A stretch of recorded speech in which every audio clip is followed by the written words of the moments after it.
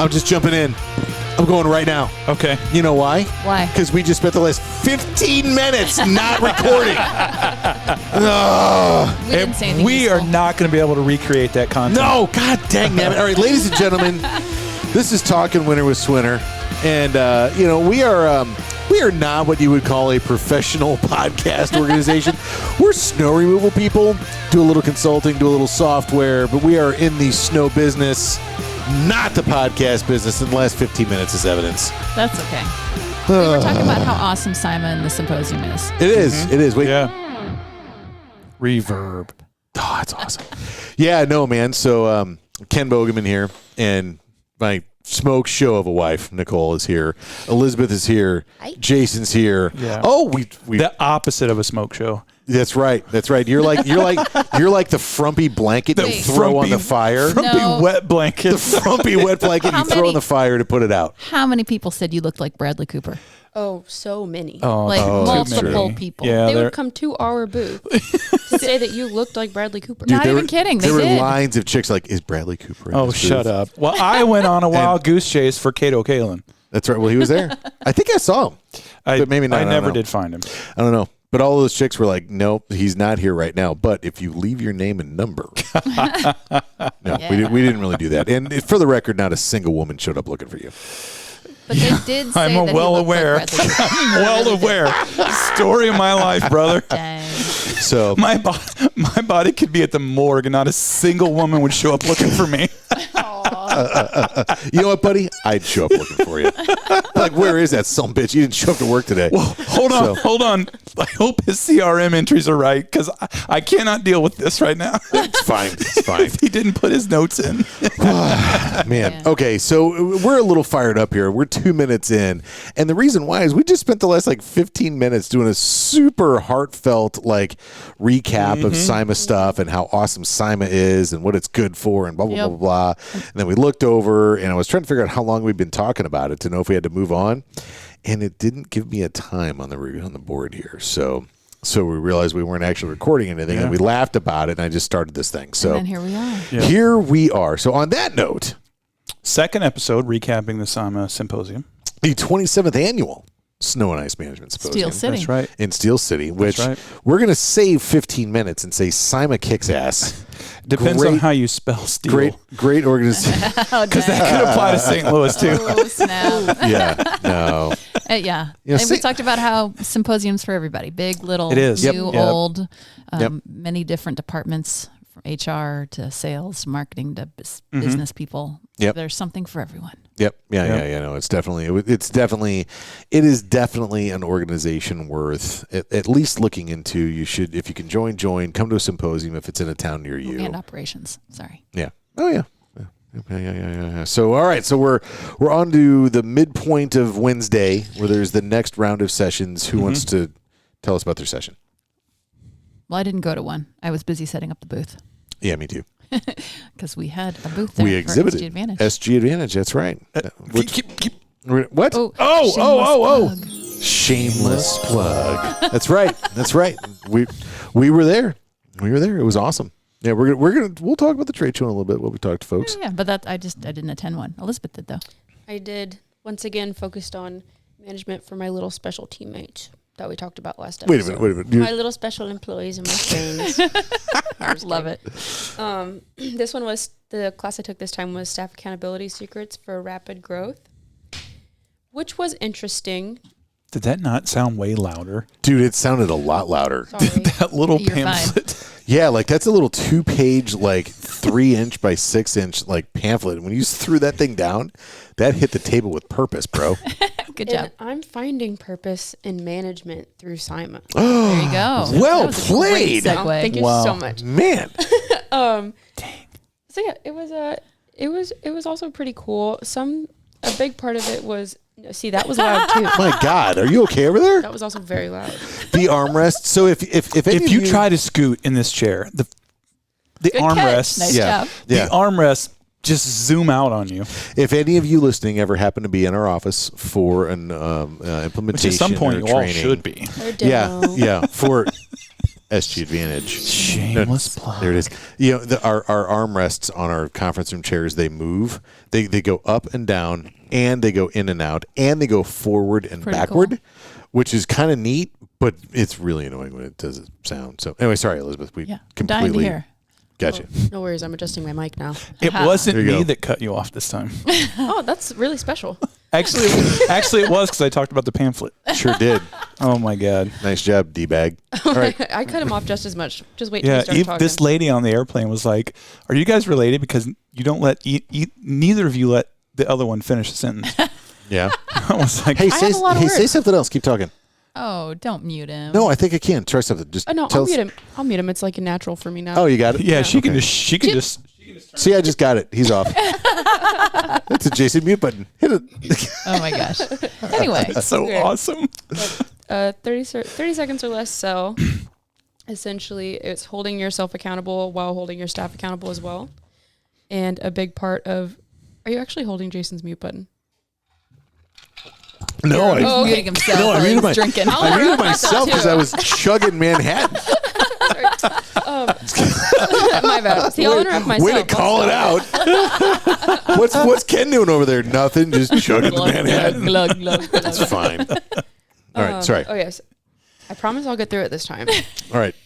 Okay, so what my biggest takeaway from that was this guy was with Breakthrough Academy, I think it was called, where he is focused on helping businesses hold themselves and others accountable. So it's like a little bit of a sell for his business.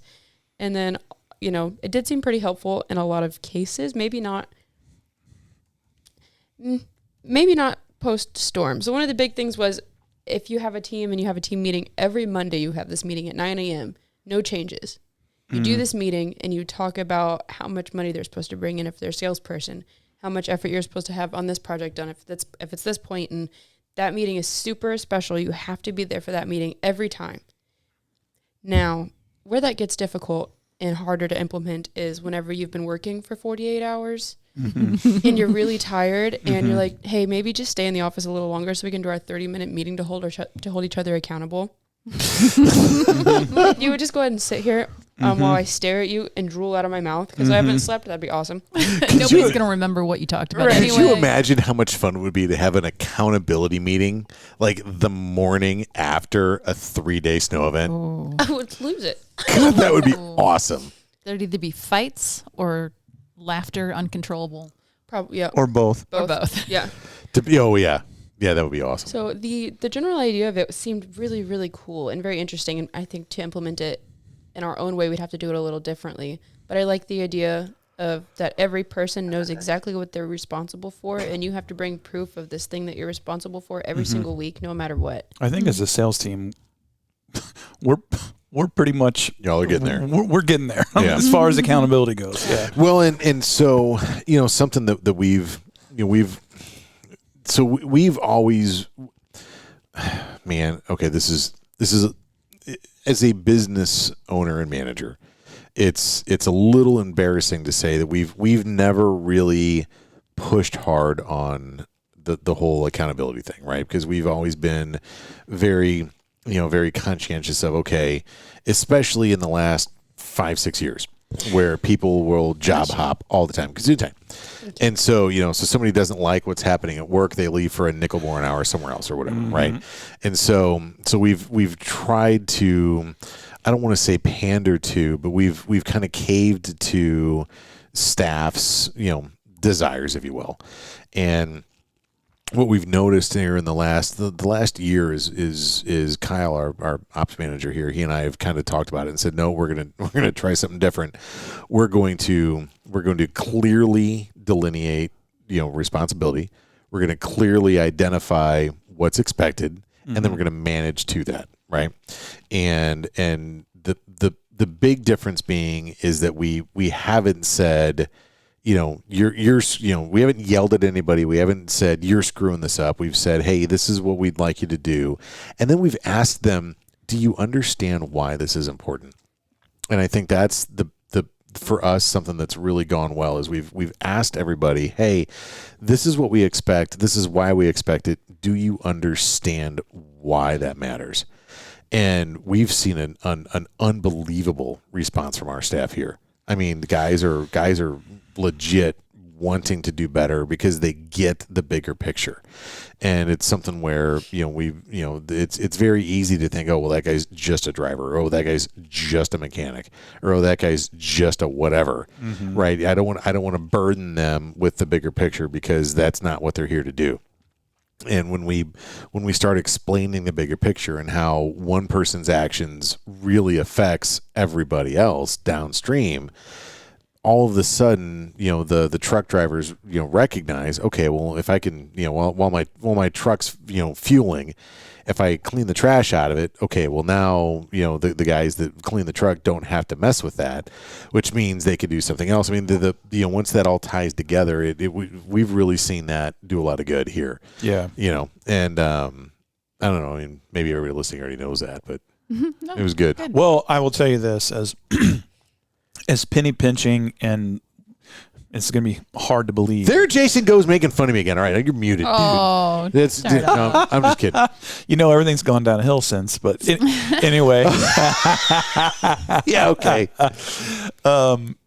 It's penny pinching, and it's going to sound crazy to hear me say this, but like watching every dollar mentality of the U.S. military. Right. You got a little experience with that outfit. It sounds crazy to say that as big as the budget is, they would watch every single dollar, but they really do. Well, you have to when you're paying $47,000 for a toilet seat. Yeah. anyway. Pretty sure some of that money went to the black budget, but the what? The black budget. So they say that a toilet costs $47,000 when really it costs $250, and the rest of that money went to something secret. Oh, that's fair. Okay. They used to do that kind of creative accounting back in the 80s and early 90s. No, sorry, I was playing with buttons. Hit Yeah, it. you were. Sorry, you're good. They don't do that anymore. But the point I'm making is that we really emphasize that even down to the lowest level, that lowest level soldier understands the end state, and the end state is the big picture, right? The end state of this mission is to, take this particular patch of territory, whatever, right? And so the reason I wanted to bring that in is because as much as hyper focused as they are on dollars and cents, you would think, okay, those guys, for the money we're paying them, can be doing something while the leaders are getting briefed. No. These guys get briefed along with everybody else, so they understand the end state, they understand the big picture. And I think that we do a good job of that, maybe not collectively, but certainly on an individual level with our employees, showing them the big picture, the end state, right? So that they understand that all these tasks that are associated underneath here are important because each one of them lends itself to accomplishing this bigger picture. I think that ties back into Elizabeth's earlier thing about feeling like more important, feeling special. Is like if you understand the bigger picture, you know where you fit in it, and you don't feel like just the person that touches a button all day. Yeah, I mean, there's probably something to that. I would say that oftentimes the attitude though is, this is all I do for this entire thing.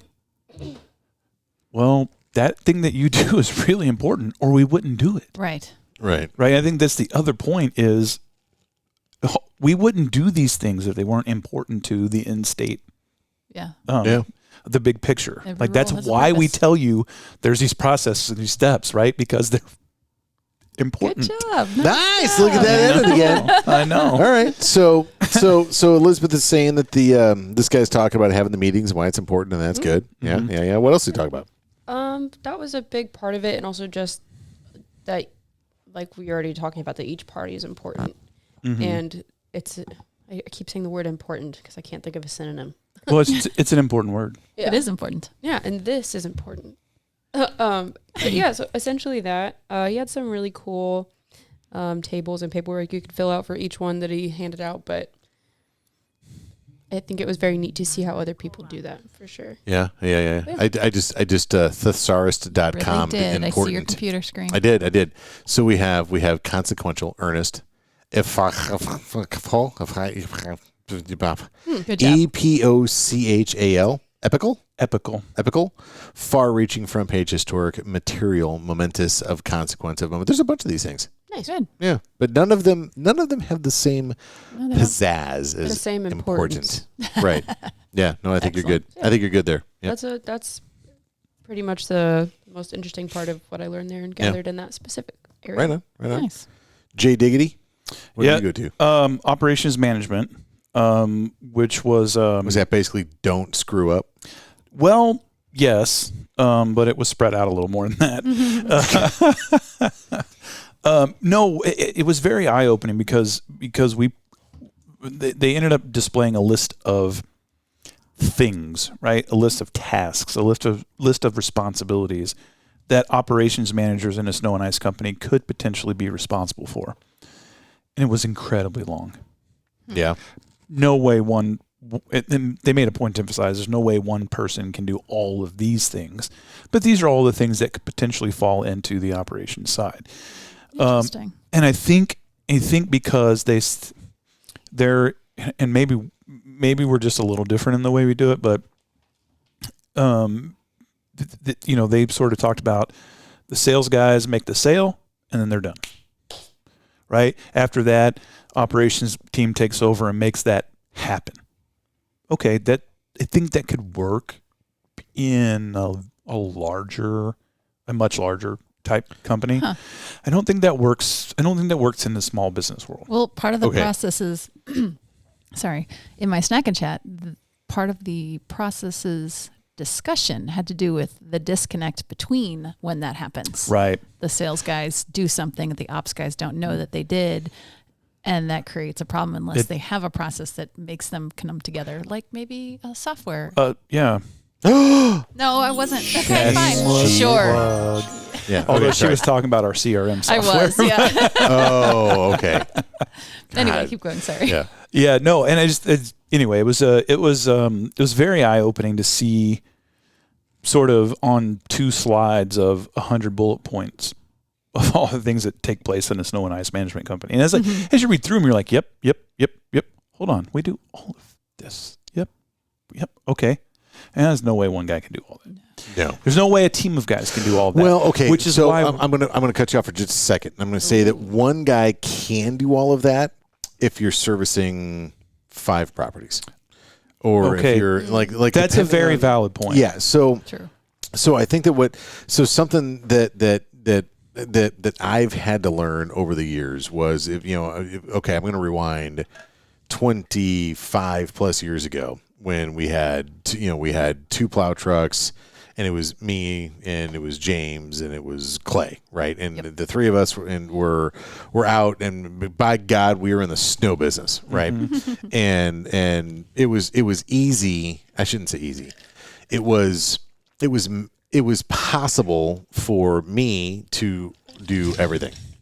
Like I could handle that because we serviced a total of what we had 1 subdivision, we had a Harley-Davidson dealership, we had 10 commercial properties. Sure. Right? Yeah, I mean it was a manageable portfolio for one person.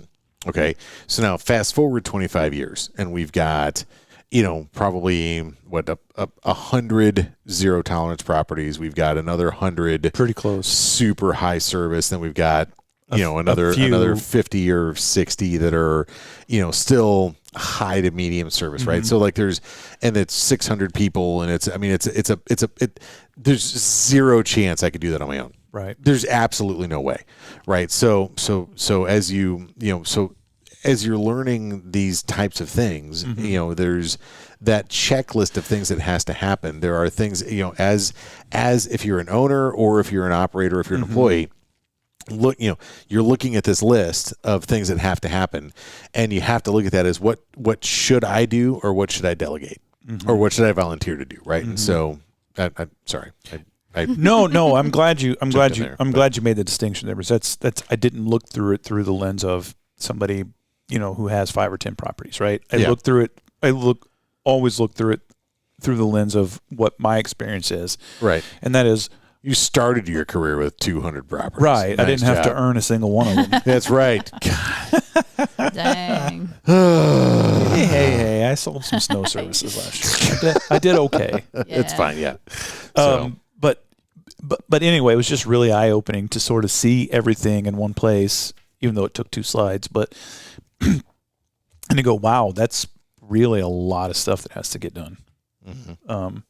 But I think again, we're pretty good about that. We kind of have that down to a science. We're always refining. We are, of course. trying to There's get constant refinement that goes with anything. Yeah, but nobody cares about us. We gotta tell the people what they want to know. I know. I'm getting there. Okay. And but again, it was eye opening to see what all those responsibilities were, and I think that anybody who sat in that class who maybe didn't understand exactly what all the different responsibilities were, hopefully they either wrote a bunch of stuff down or they took pictures or they got the slides or whatever, because that is a lot of great information they can take back to their company and say, are we doing all of these things? Yeah. Yeah. That's good. On that note, the app, the SIMA Symposium app was amazing. You could log into each of those Yep. Oh, that was each cool. of Yeah. those sessions, and you could download the You slides could, from you there. could download the slides or whatever material they provided. Yeah. You can make connections in there. You could upload photos and have little. Who did little you make connections discussions. with? Oh, I made lots of connections. Oh, I bet you did. God. Floozy. No, it was a really cool app, though. Jeez. It's a very cool app, though. I did Yeah, like it. it was good. Yeah, no, that was very helpful for sure to have that app during the symposium. Yeah. Yep. Right. Yep. Because while I carried around my little Western bag for the first day, I wasn't about to carry anything after that on the second or third or fourth day. Fair. So it was nice to be able to have my phone to even I know we're going to get to the trade show later, but even at the trade show, you could pull up a map and go, oh, that's where that particular booth is. Yeah, their app was awesome. Super cool. And then did you guys do a second session? I did. That was my second session. That was the 1:30 session. Then there was a 2:45. Yeah, no, I'm looking at the I did a 2:45 session. 2:45. Oh, well. yeah. Yeah. Yep, I did that one. Because I'm looking at time. We got time. Should we run through it? Yeah. Okay. So who did a 2:45 session? I did. We all did. You Well, didn't, but we I did. didn't. No, I know. Some of us have got a business to run, man. You were rolling It's T-shirts. fine. Yes. Yes, you were. If that's what you want to call it. Okay, So okay. I went. Hey, to- what does Rolling Thunder mean? It's a song. I've heard it in an Edwin McCain song. That's I've what I'm heard it- saying. Okay, all right. Okay, so talk about your session. I'm going to look that up. Okay. After we get off the air, I'll tell you what Rolling Thunder was military-wise. Oh my. Okay. No, it's not dirty. Oh, okay. Good. Unless Oh, you, of That's a course it miracle. is. unless you consider killing the enemy dirty. Wow. So Elizabeth went to the Breakthrough Academy guy, and then he did another one that I went to, and nice. I didn't realize it till later that it was the same guy. Mine was called Tame the Chaos, SOPs for Overwhelmed Owners. SOP is a standard operating procedure. I kind of had a theme, right? Processes, procedures. That seemed to be what I was looking at this time. Oh, you don't say. Imagine that. I Really? don't know why I would do that at all. So, ladies and gentlemen, so Nicole, early on, man, this decades ago when we were in the construction business, even she's like, "Do you have any idea what's happening? Like, what are you talking about?" She's like, "Seriously, like we have to go bid something, and like at some point there has to be some process for where money comes from and where it goes." I'm like, "I don't know, dude. My job's to make the money. Like I'd like to put more of that on the table." She's like, "Okay, well, we need to figure out what to do with that," and then bam, processes were born. That's right. Yep. And you've been getting better at it ever since. Oh, I've been bringing it here. Like a fine wine, baby. Yep. Anyway, so this session was pretty good. Talked about how important it is to do a standard operating procedure for all your different things that people know what to do, when to do. As you have turnover from employee to employee, it doesn't get lost in the mind of the person that was there prior, and then when Well, yeah, they might die. or if death they and die, destruction. right? Could Exactly. be. Yeah. Yeah. So, yeah. From a previous episode. Just listen to whatever episode number this is. Go listen to the last one. And you'll understand death and destruction. It's fine. Okay. Yes, exactly. We're just not just talking about it for fun. Well, I mean, kind of. I mean, kind of. Yeah. Anyway.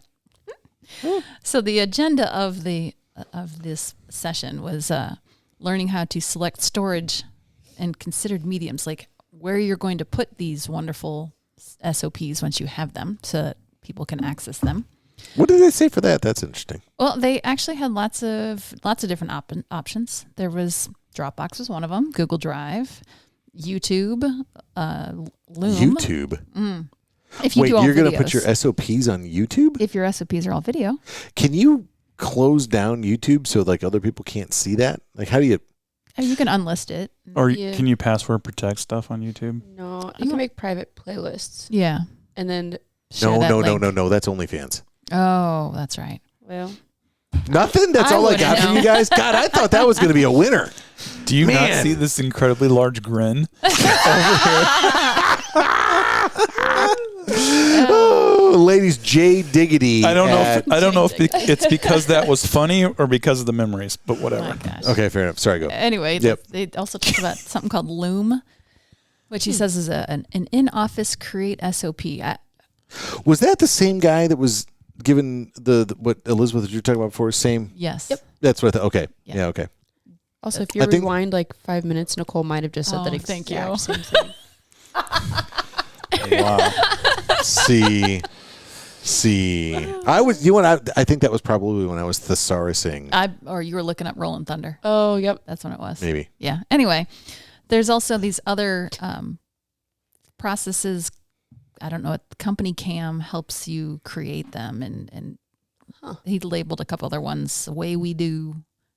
That's fun. It's one word. Go do that. But now voodoo that I say it you out do loud, it makes sense. so well. Traineal and anyway, so you pick that. You got to pick how you're going to make it, where you're going to store it, and then you got to dissect the roles into required skills. So you got to think, here's the whole big thing that we're going to do. Mm-hmm. Who is every person that's going to touch it?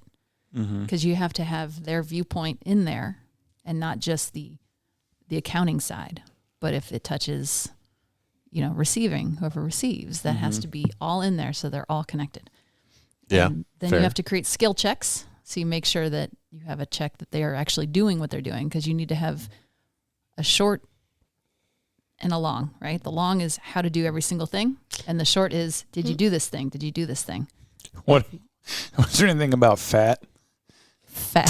What? No. Well, you're like short and long. I was waiting for fat. someone to say something. I mean, it's a bunch of length conversation. You're welcome. I'm sorry. I threw it out there for you. Yeah, it's fine. It's fine. I couldn't let that one go, could I? Nope. You're good. You're good. Welcome to Talking Winter with Swinner, where Yep. you are in for a wiener joke every now and again. It's fine. It may have gone over somebody's head. You never know. Not anymore, dude. Not anymore. Nope. Yeah. In too fact, long. in fact, there's at least a couple of people like, what the hell did you say? They're rewinding 10 seconds. It's fine. Oh my goodness. Anyway, so the how to do it, and then the short of did you do it? And if you didn't do it, and you don't know how to do it, you go refer to the how you do it. That make sense? No. But Can you, again, we've can got you to start over? Okay. They're too busy thinking of jokes. There's All a right. rewind button. If you missed it, just rewind a couple seconds. It's fine. Keep moving. We got this. Did you do step one? No. It's got to be your bowl. Yes. Oh my God. Nothing? This is why I create the SOPs. Yeah, this is why we have tutorials. Yes, You can 100%. reference back. 100%. Yep. And then you implement it. You can't just have it there. You actually got to teach them how to use it and where to find it. Blah, blah, blah. There you go. Where to find what? Nothing? The SOP. No, the SOP. Okay. Yeah. So, for instance, the difference between driving a forklift with one stick, right, that does Okay. everything, and then you get into a forklift that has 3 sticks. Ooh. You're like, You usually got to pay more for that. what do I do now? Right. Right. Yeah. Okay. Fair. Yeah. There you go. How many sticks does our forklift have? I think it's got like 4 or 5, isn't it? It's 3. Dude, there's a bunch of levers on that damn thing now. It's only 3 over here on the right, though.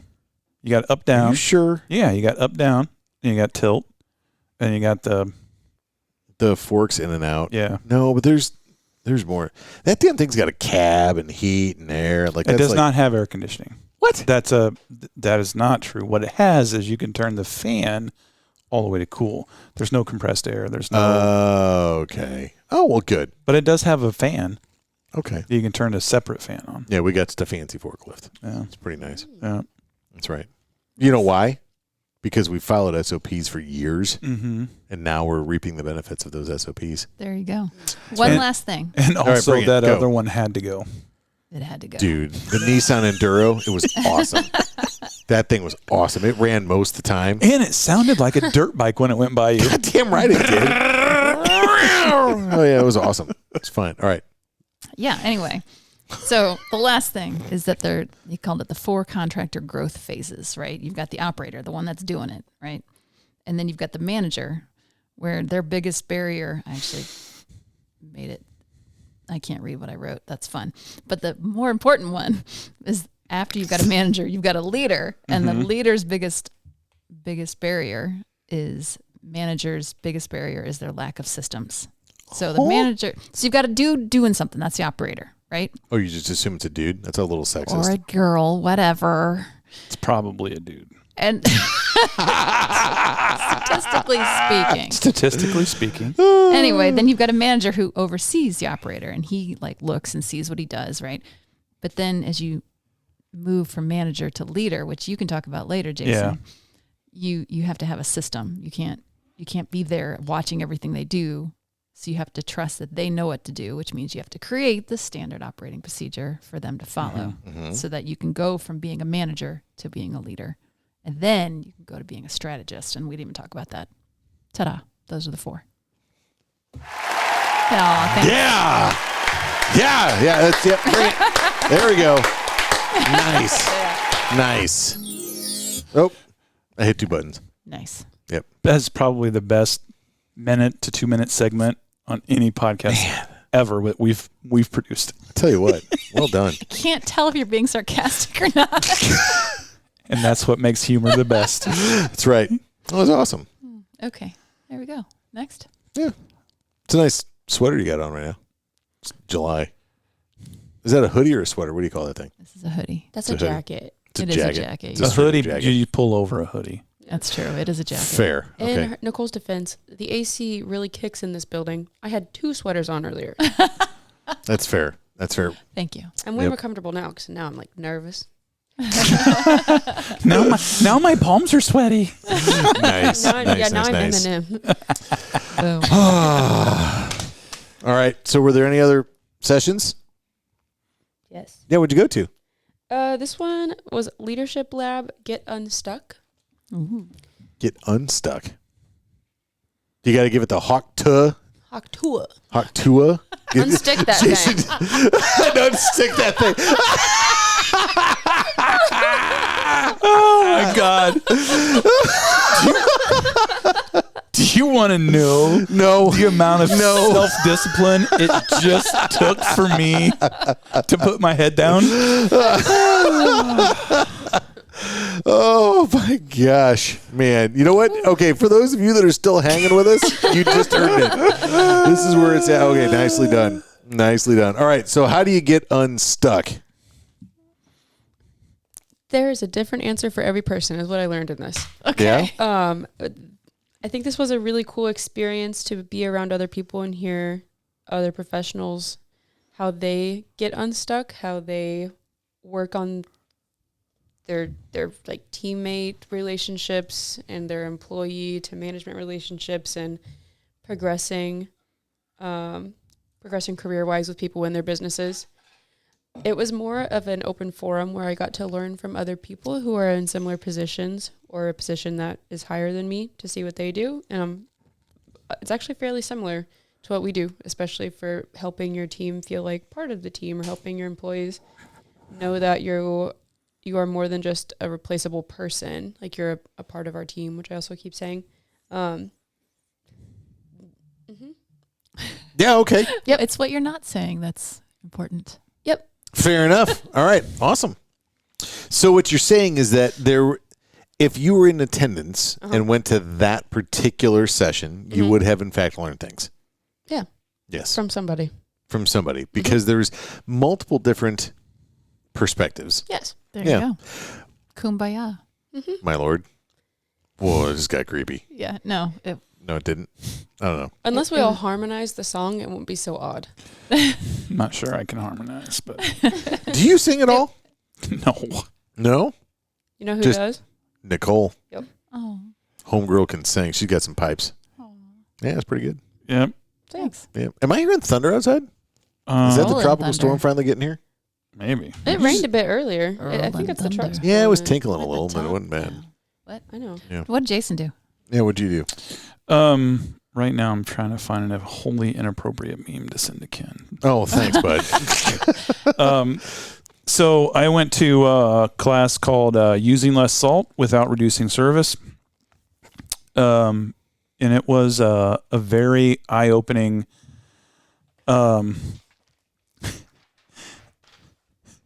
he's just not Oh, my God. He's just now looking at it. Jeez. You save that one for Christmas Day. No, sir. Man, you don't send stuff like that when there's a thunderstorm outside, bro. God, you're going to get smoted. It's fine. Smited. Mited? Moted? Yeah. So Okay. no, it was actually a very eye-opening class. I just want to say, when they talk about using less salt without reducing service, I was intrigued because I was like, oh, I want to hear about this. Yeah.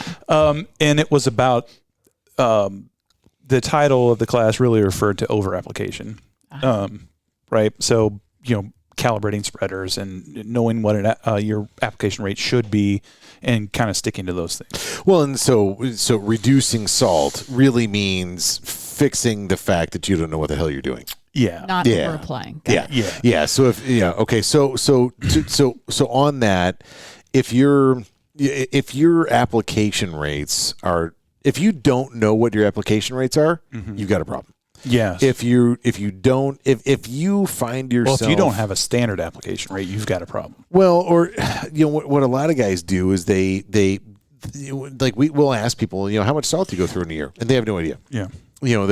They buy salt by the scoop when it's snowing, and they do what they got to do to get through the storm. And that's fine. It's not. There's nothing wrong with that per se, but there's nothing wrong with that until you start expanding. Right. Until you start servicing more and more and more properties, then it's going to be a huge problem. Right. So yeah. So okay. Fair enough. Yeah. Yep. But one of the other things that we talked about, two things really. One is, there's several states out there that are having these EV mandates, or these electric vehicle mandates. And what a lot of people don't know is that while they're saying for personal automobiles, right, they're a 6-year timeline for that, right, by 2030. But for small engines, it's like next year or the year after. Yeah. So, Oh, wow. So what that means what's for funny a lot is of, when we picked up our Honda, Briggs & Stratton, Kohler, and Kawasaki dealerships were coincidentally the same year that California outlawed all gasoline engines. right, And that started rolling out. It's new gasoline like, yeah, engines. it's like, Yeah. God dang nabbit. So that's having almost an unforeseen effect, say. effect on a lot of snow removal companies, because especially if you have large areas and you have the really nice spreaders with the gas engines. Yeah. That do a lot of work. Man. Well, now If Brent was here, he'd come across the table at you right now. well, let's just face it, they do more work. I mean, you can, whatever, they're more powerful, you can put more salt in, it's whatever. There's a lot of advantages to it. But what that's doing is now it's going to guys who have these large commercial accounts, and now they've got to figure out a way to do that same amount of work with electrically driven spreader. And it's just, It's got to drive a lot slower. it's going to drive. Yes, you have to drive a lot slower, which now increases their labor time, and there's all these effects that kind of run down the line. And so even like sidewalk machines and so forth that guys use for big stretches of sidewalks, eventually you've got to go to a battery powered something or other on that, and they're just not real excited about it, and I don't blame them, but and I don't know how that was relevant to this particular class, but it was very, very eye-opening. Like, wow, those people that live in those states, there's a lot in the Northeast that are looking at that. California's already done it. Colorado's already done it. So there's a lot of snow removal companies who are like, wow, this is going to suck. Yeah. Because we're going to spend a lot of money. And You can keep using your existing one. You just can't buy new ones, right? until the sunset period hits. Yeah. Which with automobiles, it's 2030 or whatever, right? Yeah. Which really isn't even that far away. But with small engines, what they don't tell you in the big news articles, with small engines, that period is a lot sooner, right? So they say, okay, small engines are here, and we'll give people to here for their automobiles. How are they gonna? Are they gonna come find you and say, "Oh, you're using they'll the find gas." you. They'll find you. You won't be able to buy parts. Okay. So what'll happen is you won't be able to buy parts. You won't be able to, retailers won't be able to sell new engines. Yeah. It becomes more and more cost ineffective to have the gasoline powered equipment. Like they're not going to send czars around and Right. show up at your Come to your yard personal and, property. I'm they're not going to do that. They're just going to make it so you can't Nope. get the stuff you need to make it work. Well, they will have people from whatever the state version of the EPA is that can write you a ticket, write a fine. Interesting. Well, yeah. Once you're past that, whatever that grace period or whatever it is. So Yeah. I just thought it was something that was really interesting that a lot of people in the snow removal industry probably don't understand. And it's not coming everywhere. It's just not going to. There's too many states who are too, logic based in their reasoning to understand why that's a bad idea. But Very well done. but Are we under attack here? Like I keep hearing our alarm going off. Is there? I bet a battery's low. I'm sure it's that. Oh, I'm sure okay. it's the same door. Like I'm looking at the radar right now. I mean, this is what is hurricane or tropical storm or It's a something? hurricane. Barrel. Well, it was a hurricane. Barrel, right? Yeah. Yeah. Barrel. What the hell kind of name is Barrel? So it turns out it's spelled Beryl. Yeah. Because I was imagining Barrel. Barrel. Barrel. But it turns out I'm just from Barrel. the Midwest.